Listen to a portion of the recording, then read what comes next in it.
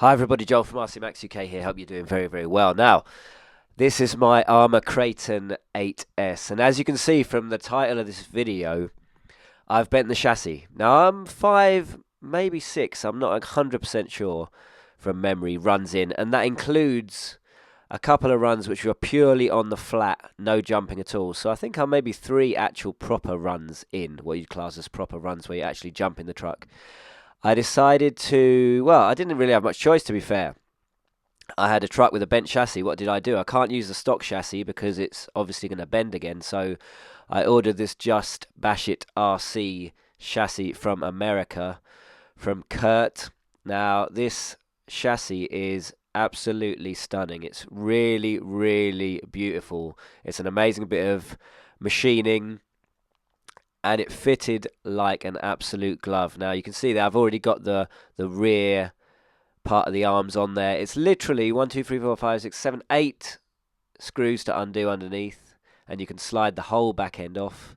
And then it's the same with the front end, 8 screws on the front end, and you can slide the whole front end out and then back into the new chassis. Now, one thing I've got to say for Arrma here is this car is put together very, very cleverly and very, very well. As in, it's very easy to take the sections of it off and put them on again. So if you ever have a problem with it, you can replace a section, I suppose, and it's just easy, easy, easy, easy to work on. I was amazed by how easy it was to do this job. So a couple of close-ups here of this beautiful chassis from Just Bash It RC. It did cost me £150 to get it here into the UK, and obviously to buy it.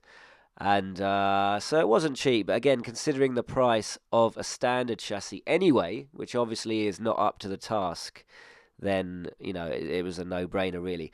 So then it was the center sort of brace or plate there, the plastic plate that came out with 4 screws. That was very easy, and then the whole motor mount, motor, and sort of central gearbox there comes out with only, I think it's 5 screws that came out, with the braces still on it, the front and back chassis braces still on it.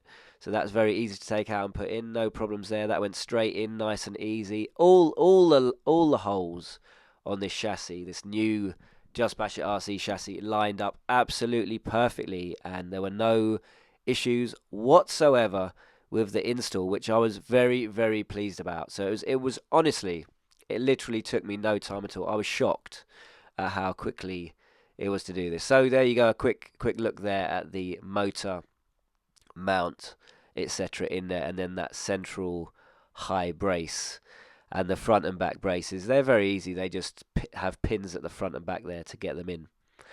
Then the ESC mount, servo mount, and the ESC itself and radio tray all comes out with, again, 5 screws. And that's one of the side pods off as well. Again, 5 screws on that. Very, very easy to take off. And then in went the side pod. This is kind of the order. That goes in first because of the servo mount there. Has the servo saver kind of clips into the front there of that side guard. So then in went the ESC and servo and the servo saver set up. I then put that center brace in, the center top front to back tower brace in. And then it was the battery trays, which again, battery trays, 5 screws, 3 in one of them, 2 in the other. Of course, they're adjustable. You've got a couple of positions on there. Again, this chassis comes with those positions, so you can change it, just like the stock chassis. And that goes in nice and easy, the battery tray. And a quick little view there of the top, so you can see everything's in there. And then, after that, we basically move on to taking the final bits off the standard chassis, which is just the other side plate, or the other side guard, and the last battery tray. So again, you can see there the standard chassis, the way it's put together. It's got those brace points down the middle of it, and on the other side there's the plastic sort of inserts which go into them. You don't use them on the new Just Bash It RC chassis. It doesn't need those. You can see them there on the underside, and you can see how I only use this car on grass, so you can see really, and on a bit of mud, so you can see how clean it is really. A little look there at the chassis. Now, I was looking for the obvious kind of front to back bend, but it didn't have that. It had a twist. So it's quite hard to see here. You can make it out, I think, fairly well. But that's the rear end. And it seems to me that the rear end of it is twisted compared to the rest of the chassis. Most likely around where the bolt holes are. As there is quite a thin section where the chassis goes in there. And when you add those two bolt holes as well, you've not got that much material there. So it was twisted basically around the arms, and you could really see it on the chassis. So just putting in the final side guard here, such an easy job. And I gotta say, even if you've got a non-bent chassised KRATON 8S, I'd consider getting this chassis. It's a stunning bit of kit. So yeah, basically, what do you think of this? I mean, personally, the other thing as well, I did snap the rear wing mount in fairly short order. I think it was run number 2. So you can see there, it just bent and snapped off. There's 4 screws holding it together, and they were all bent to varying degrees, as you can see there. So I changed the screws for some slightly wider headed screws, some stainless screws, which I had. I did order the wing mount. A bit annoying, really, that the wing mount doesn't come with any hardware at all. So you spend £20 to get the wing mount, and you don't even get screws with it, which is a bit of a complaint from me. I think they should come with the screws. That seems crazy, because you're going to need them, aren't you? They're likely to be bent or broken, so luckily I had some anyway. So yeah, getting back to the point I was making there, what do you think? Is this reasonable for a RTR car like this? You can see my videos on my channel, check them out. Please subscribe also and like as much as you can, and watch my other videos. But yeah, you can see all the running videos on my channel, and you can see how I've used this car. I've not used it at a BMX track. I've not used it at a skate park. I've ran it with the knowledge that people like Kevin Talbot here, the big YouTuber in the UK, shout out to you, Kevin, bent his chassis, I think, within the first run of using it, or maybe even the first few minutes of using it. But that was at a skate park. And I know Vass from Aussie RC Playground, again, big shout out to you, Vass. If you don't subscribe to either of those two guys, make sure you do. Their videos are brilliant. Vass is kind of Mr. Arrma, and he does get all the Arrma cars, I think, sent to him for nothing. And he does great reviews, quality videos on them either way, so check him out. I know he also bent his chassis. That came out after a while, and he got them to sort it out for him. But I mean, myself, I bought this car, plus the chassis and the wing mount. I'm well over £1,000 into this car now. And of course, I don't know, I feel a bit aggrieved, to be honest, by the fact the chassis has bent so easily.